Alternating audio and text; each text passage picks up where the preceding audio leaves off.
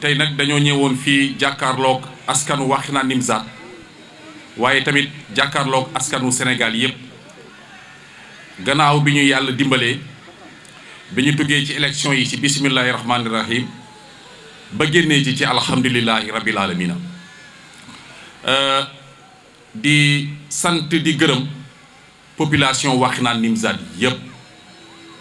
rawatina ñi nga xam ne ñoom ñoo am suñu confiance ba vooteel ñu donc ñu ngi leen di sant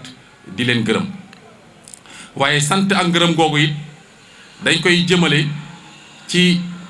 ñi nga xam ne ñoo àndoon ak ñun ci liggéey bi góor ñeeg jigéen ñeeg ndaw yi àndoon ak ñun ci liggéey bi ak mouvement citoyen bi nga xam ne dafa àndoon ak ñun muy Guédiawaye ma priorité di leen sant di leen gërëm mais tamit di sant di gërëm suñu directeur de campagne monsieur Cheikhna Dieng ak directoire de campagne bi yépp ndax liggéey bu mucc ayib boo xam ne jot nañ koo def su loolu weesoo ñu ngi rafetlu liggéey gu am solo goo xam ne suñu candidat jot na ko def ba jigéen ñi ndaw yi mag ñi kilifa yi kilifa diine yi association yi groupement féminin yi yépp won ko cofeel gu ñu am ci moom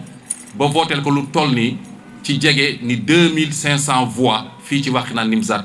pratiquement suñu candidat Mamadou Yaya Ba am na ko fii loolu nag di óolute gu mag a mag bu population Wakhinane Nimzatt yi am ci moom ndax moom dong moom moo nekkoon ku ànd ak boppam kese ndax benn parti kese la ñu àndaloon bu weesoo mouvement citoyen bi ñu àndaloon ñun kese ñoo demoon suñu bopp te yàlla dimbali ñu ba ñu jël 3e te ñaari coalition yu mag yoo xam ne près de 60 partis ñoo ko constitué yu mel ni Benno Bokk Yaakaar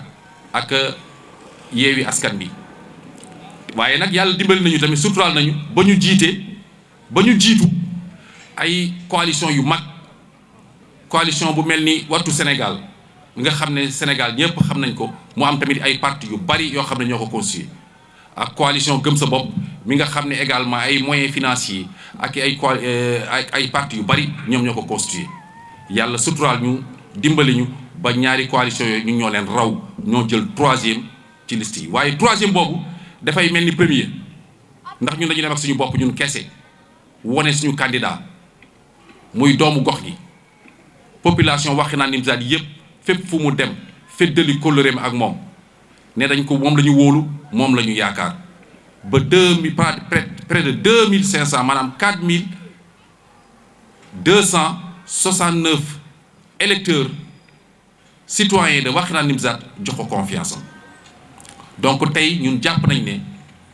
monsieur Mamadou Yaya Ba est la force principale la force politique principale bu Wakhinane Nimzatt moom mooy kilifa politique fii ci Wakhinane Nimzatt tey ndax moom kese moo demee dooleem natt boppam won boppam askan bi présenté boppam programme mu nekk nag programme bu mucc ayib programme boo xam ne fàttewul ndaw yi fàttewul jigéen ñi fàttewul mag ñi fàttewul élèves yi fàttewul étudiants yi fàttewul acteurs culturels yi fàttewul sportifs yi loolu moom moo tax waa Wakhinane Nimzatt am confiance ci moom jiital ko commune bi su ma ko waxee nag mooy tey moom kese en tant que candidat personne sans coalition moom la population Wakhinane Nimzatt yi jox confiance mu nekk lu am solo nag ñuy tàllal laata suñu loxo nag askan bi di leen wax ne lii élection la woon passé na waaye ñun ak ñoom ci développement wu Wakhinane Nimzatt ba foo ko mën a yem parce que ñun lu ñu tax a jóg du mairie moo ñu tax a jóg lu ñu tax a jóg mooy askan bi moo ñu tax a jóg soppi dundit askan bi moo ñu taxoon jóg te loolu dañ ciy nekk tey dañ ciy nekk suba dañ ciy nekk gannaaw suba di féliciter nag candidat wu Benno bi nga xam ne moom moo gagné élection yi di tamit ñaanal yàlla monsieur Aliou Sall di ko ne gàcce ngaalaama li mu def fii ci Guédiawaye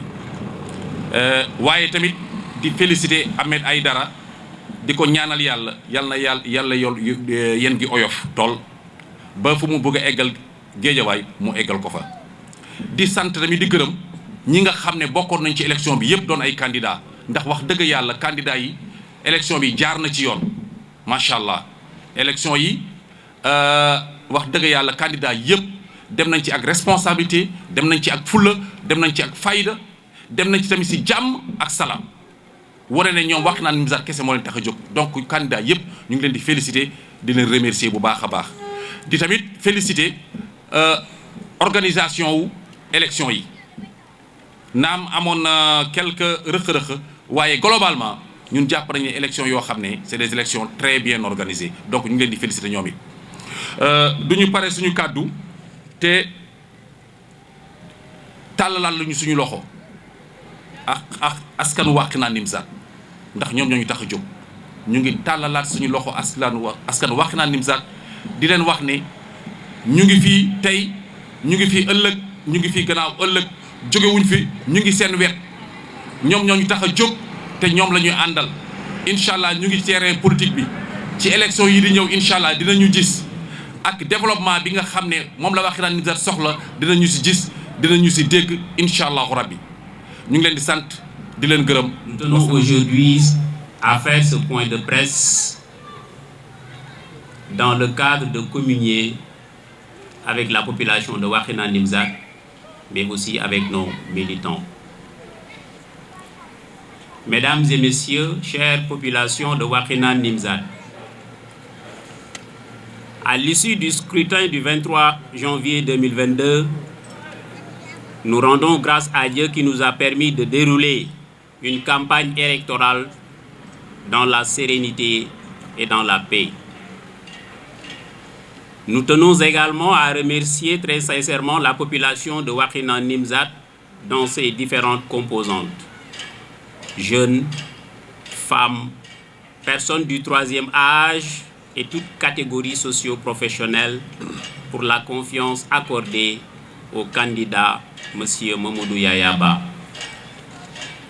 Nos remerciements sont aussi adressés aux membres du directoire de campagne avec à sa tête M. Cheikhouna Dieng, qui ont fait preuve de combativité et de détermination pour réaliser notre ambition de transformer notre chère commune. Nous voudrons tous leur dire qu'ils doivent être fiers du travail abattu sur le terrain et de l'empreinte positive que notre action politique a laissée auprès des populations. En effet, l'analyse des résultats obtenus par les différentes listes qui étaient en compétition à Wakhinane Nimzatt démontre avec satisfaction que le candidat M. Mamadou Yaya Ba, porté par un seul parti politique, a fait un exploit remarquable en se positionnant à la 3e place avec 2468 voix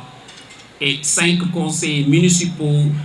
derrière les 2 grandes coalitions, à savoir Benno Bokk Yakaar et Yewwi Askan Wi. Ces suffrages engagés par la liste And Liggéey Sunu Dëkk renseignent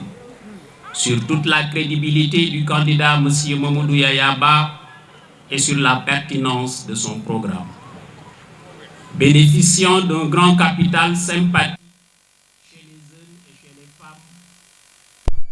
Mamadou Yaya Ba devient une force politique incontournable dans la commune de Wakhinane Nimzatt, puisqu'il incarne l'espoir et l'avenir de toute une jeunesse qui demeure aujourd'hui plus qu'hier engagée